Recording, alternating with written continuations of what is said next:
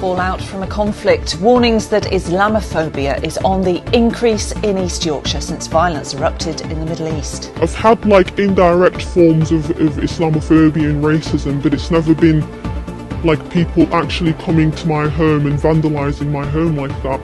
That's the first time it's happened, and I've lived in Hull since 2015. Next, claims that Muslims living in our region have witnessed a sharp rise in Islamophobic attacks since violence erupted in the Middle East exactly 5 months ago. One woman living in Hull said she'd stopped using her front door after her home was vandalised, and according to one support group, her story isn't uncommon. Matt Price went to speak to women at Hull Sisters, which supports women from ethnic backgrounds who fled persecution as they prepare to mark the holy month of Ramadan.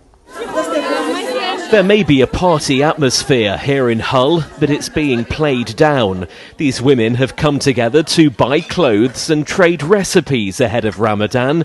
But what should normally be a celebration in the Muslim calendar has been overshadowed by what's been described by one organisation as a sustained increase in Islamophobia, verbal and physical, even causing damage to people's homes. I'm the only brown person that lives on my street, really. I've had indirect forms of Islamophobia and racism, but it's never been people actually coming to my home and vandalising my home like that. That's the first time it's happened, and I've lived in Hull since 2015 now.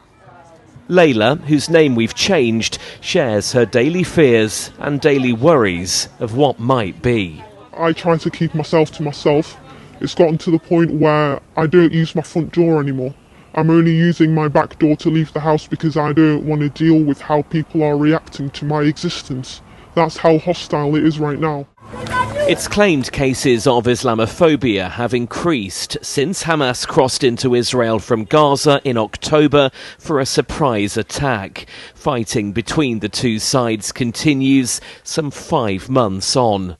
The hate crime monitoring group Tell Mama says since the attack, there's been over 2,000 anti-Muslim hate cases across the country. They say that's a 335% increase on the previous year, with acts of abusive behaviour as well as threats and assaults all being reported. Rather than taking third-party information, come speak to us. We have our doors open all the time. We run annual open days for the non-Muslims, and we really want them to just come and understand what Islam is really about, rather than hearing it from elsewhere, and not painting everybody with the same brush.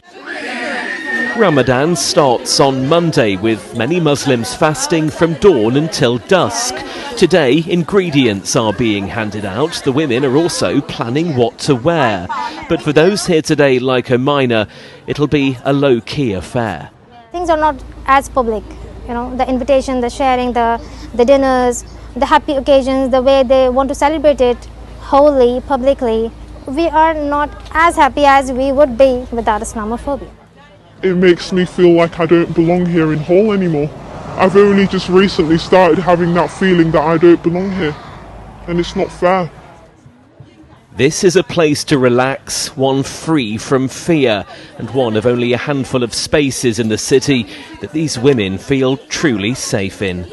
Matt Price, ITV News, Hull. This is Thursday night's calendar. Thanks very much for being with us.